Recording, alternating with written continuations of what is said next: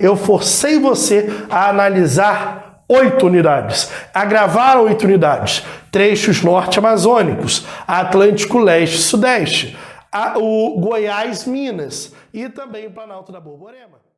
Agora, as planícies, olha que interessante, a gente já analisou no começo lá da aula que planícies e bacias sedimentares recentes basicamente são a mesma coisa. São as feições de relevo em formação. Por isso que o pessoal ainda fala, né, o relevo brasileiro é um relevo velho, que não está mais em formação. Errado. As planícies estão em formação, sim. É uma formação quaternária, presente até hoje. A gente tem expansão das planícies brasileiras vivenciando. Então, quando a gente fala de planícies, a gente fala que são normalmente formas de relevo abaixo dos 100 metros de altitude. Existem planícies um pouco mais altas, como o caso, por exemplo, da planície do Rio Guaporé, tá? Porém, entretanto, eu estou falando de abaixo dos 100 metros, mas o grande forte dela é que eu tenho acumulação de sedimentos, eu não tenho a retirada de sedimentos, mas eu tenho a chegada de sedimentos. Enquanto os planaltos eu tenho a erosão maior do que a sedimentação, aqui eu tenho a sedimentação maior do que a erosão. É onde chegam os sedimentos e é onde está laranja para vocês no mapa. Claro que eu tenho pelo menos 3 formas de planície. Planícies litorâneas do encontro do mar, ou seja, com formas e feições marinhas de erosão.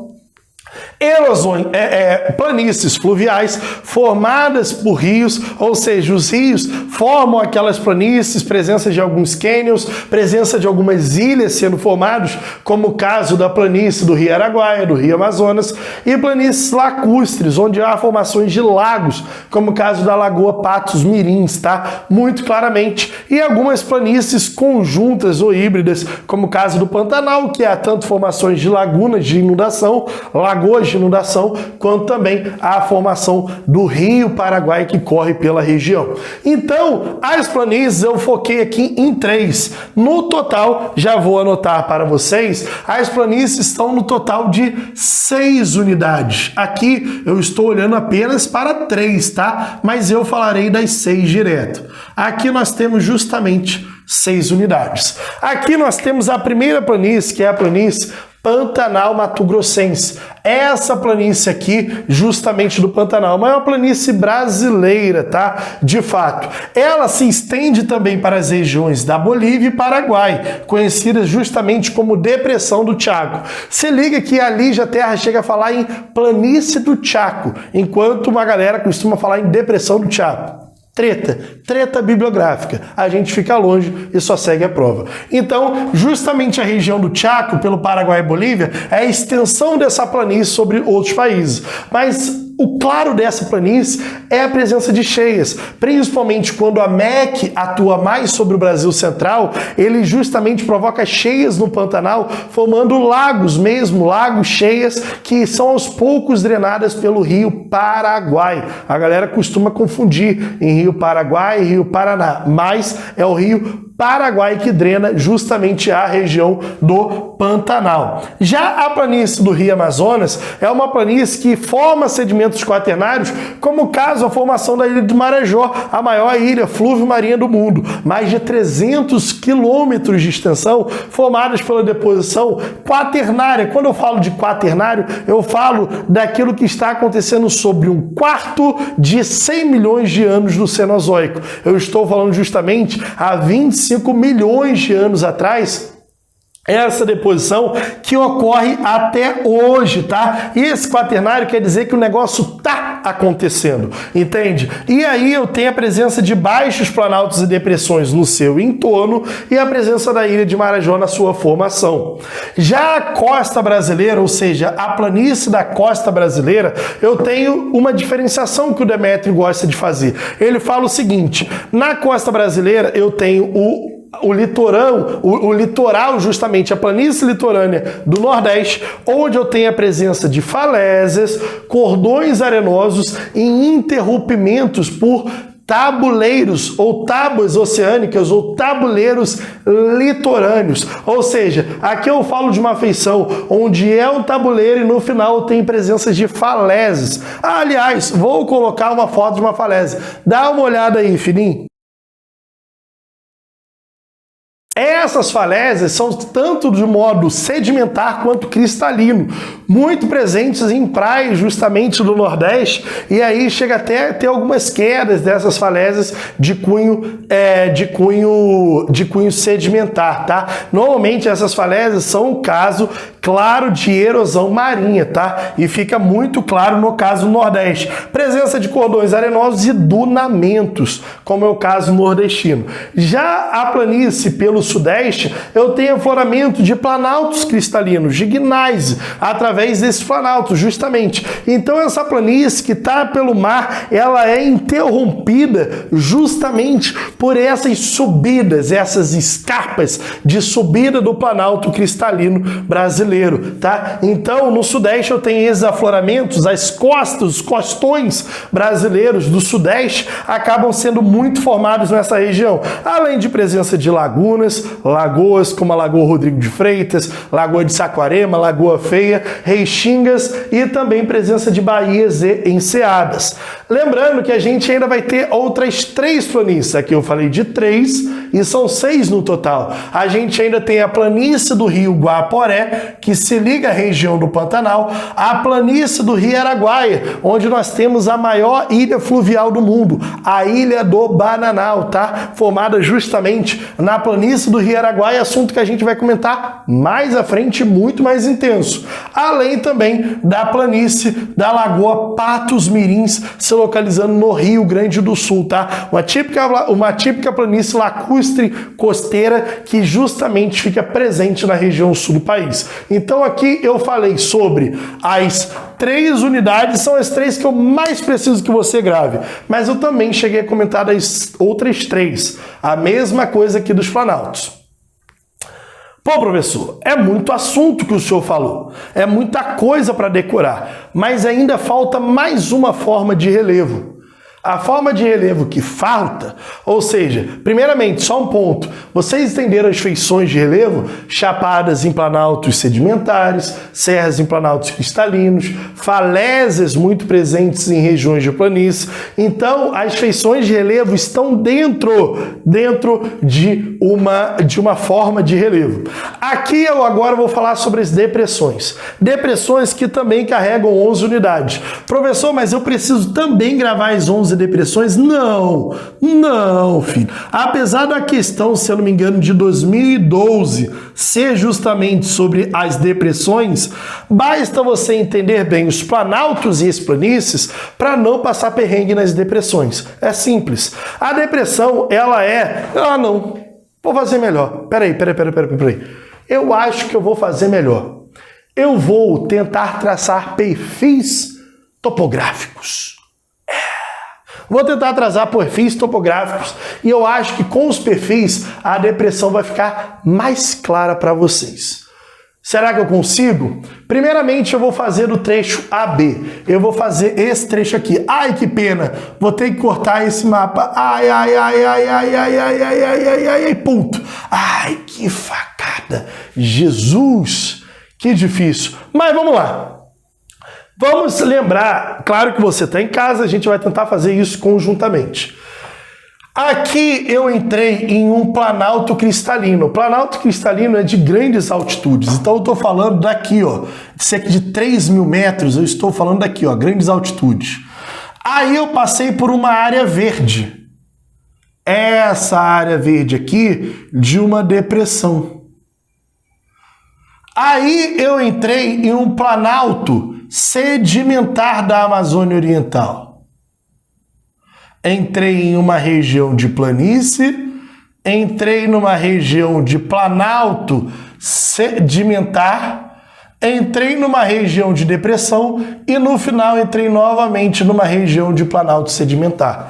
Olha só, eu quero que você primeiramente entenda as diferenças entre um planalto sedimentar e um planalto cristalino em altitude. Ah, os dois são planaltos? Os dois são planaltos. Porém, o planalto cristalino ele é muito mais alto que um planalto sedimentar. Aqui eu tenho predominâncias de serras, aqui eu tenho predominâncias de chapadas. E aí fica claro a presença das depressões, tá? Aqui, essas depressões, elas podem ter variações em depressões marginais, ou seja, aquelas que estão dentro de uma estrutura geológica, na sua margem, ou quer dizer, a margem da estrutura geológica, ou aquela que está dentro, mas no finalzinho, a chamada depressão periférica. Teoricamente, a depressão marginal e a depressão periférica vai interferir um pouquinho na feição de relevo, vai interferir bem, de fato, na formação de relevo. Porque a depressão marginal, se for de um escudo cristalino, ele está à margem, sofre menos erosão do que uma depressão periférica, de fato, que está fora do embasamento cristalino. Então, a gente vai ver que a erosão nada mais é, a depressão nada mais é do que a erosão que atingiu rochas mais frágeis. Por certo, tudo deveria estar na mesma altitude. Vamos imaginar que tudo estava na mesma altitude. Quando desceu, tinha espaços que eram maiores e espaços que eram menores. Por que esses espaços eram menores? Porque eles foram mais destruídos, porque a rocha era mais frágil. Por isso que é a depressão, é a erosão em rochas menos resistentes. E aí, justamente, ele acaba sendo mais destruído que o seu entorno. Então, são áreas mais rebaixadas que o entorno, onde há o predomínio da erosão. Mesmo assim, não é depositado sedimentos aqui não. Os sedimentos são depositados aqui, entende? Nas planícies. Tranquilo? Entenderam? Eu acho que eu vou colocar uma imagem aí sobre depressão periférica e marginal para vocês entenderem. Se o caso de uma depressão marginal for de um escudo cristalino, ela sofre menos com a erosão se comparado a uma depressão periférica. Dá uma olhada aí.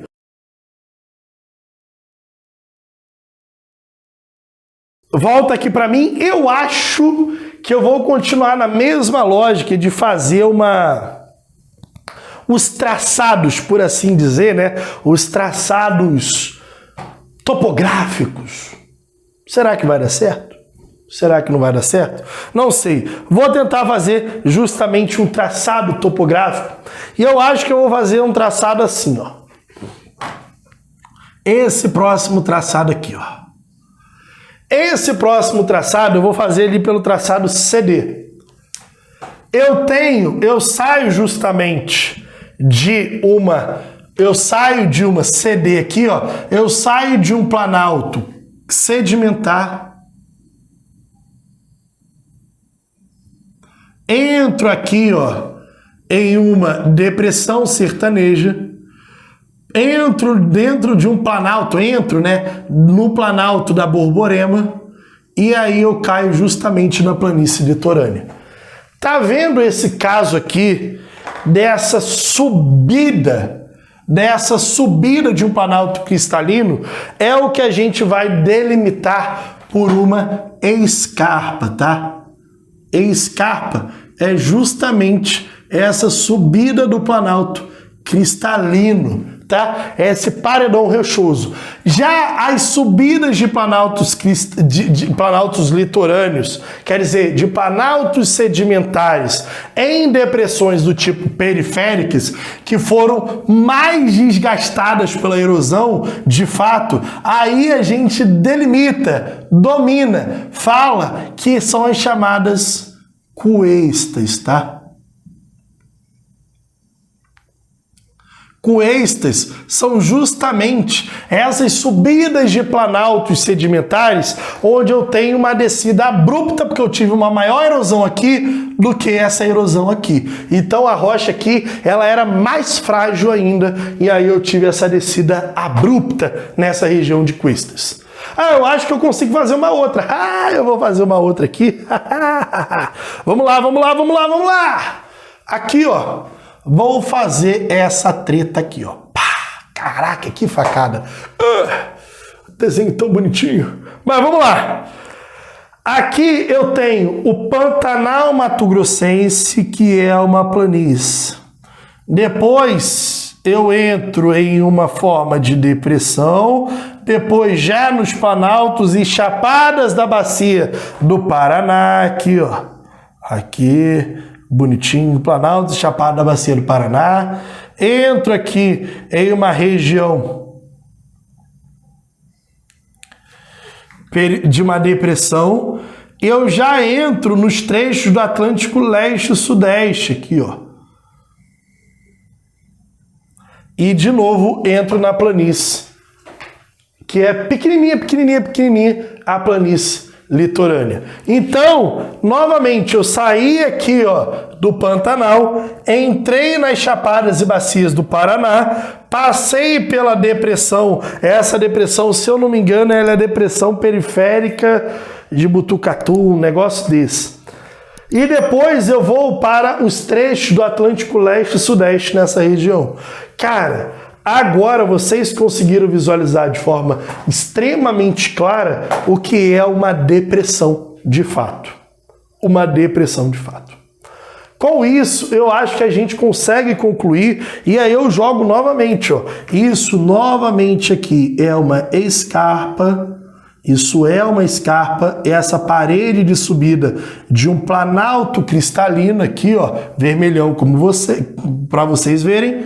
E aí, essa daqui são as chamadas cuestas, que é justamente essa costa de subida de um planalto cristalino que foi absurdamente erodido. Eu acho que a gente já tá bem, tá tranquilo. Para terminar a aula, a gente vai justamente para a classificação que nós temos do relevo brasileiro. Primeira classificação nós temos de Haroldo de Azevedo. O Haroldo de Azevedo ele fez uma classificação onde ele analisou, de fato, o fator altimétrico. E essa classificação que a gente conversou é de Jurandir Ross. Então eu já vou colocar aqui, ó, o nome do cara, Jurandir Ross. Essa classificação que nós temos aqui. Porém, a primeira classificação, ainda na década de 40, formada por Haroldo de Azevedo, ele não tinha ideia de depressões, ele só dividia em planaltos e planícies. Os planaltos, de fato, existia o das Guianas, o do Brasil Central, o do Brasil Meridional e do Atlântico, tá? De fato, esses eram os planaltos. Para ele, o planalto era tudo aquilo acima de 200 metros de altitude. Já as planícies era tudo abaixo de 200 metros de altitude. Por isso é o fator altimétrico, onde ele só analisou a altura. Então ele coloca justamente o trecho amazônico, costeira, do Patos Mirim e do Pantanal. Então dá para ver que a Amazônia, costeira e Pantanal são as três grandes planícies brasileiras, tá? Isso é para ficar claro, porque também repete na próxima classificação de Aziz Absaber. De fato, ele lança essa classificação mais posteriormente, década de 50 e 60, ele de fato que nos deixou em 2012, então está fazendo aí 10 anos da morte desse grande gênio geógrafo brasileiro da geografia física, de fato. Ele analisa os fatores de desgaste, ou seja, erosão, e a sedimentação. Para ele, planalto não é aquilo que está acima de 200 metros, mas planalto é tudo aquilo que tem um predomínio da erosão. Então ele coloca justamente o das Guianas, o Central, do Leste e Sudeste, do Nordestino, do Maranhão-Piauí, do Meridional e também aqui, ó, do Rio Sul-Grandense aqui embaixo.